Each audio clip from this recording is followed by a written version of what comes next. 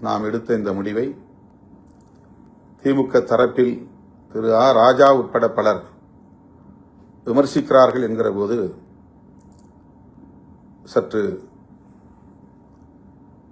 வலி அளிக்கிறது, வலியாகத்தான் இருக்கிறது.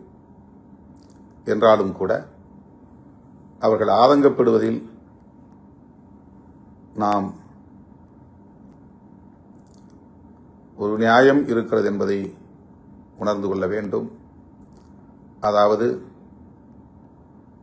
திமுகவை கடுமையாக விமர்சித்துக் கொண்டிருக்கிற தாவேகாவோடு நாம் கைகோர்ப்பதை அல்லது அவர்களோடு களத்தில் நிற்பதை அல்லது அவர்களுக்கு ஆதரவு அளிப்பதை அவ்வளவு எளிதாக எப்படி திமுக தொண்டர்களால் கடந்து செல்ல முடியும்?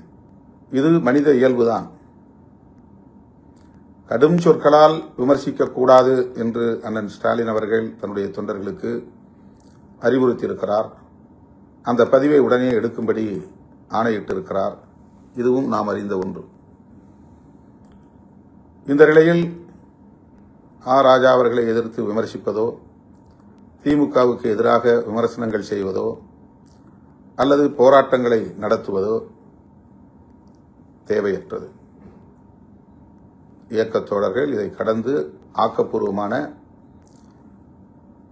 செயல்களில் ஈடுபட வேண்டும்.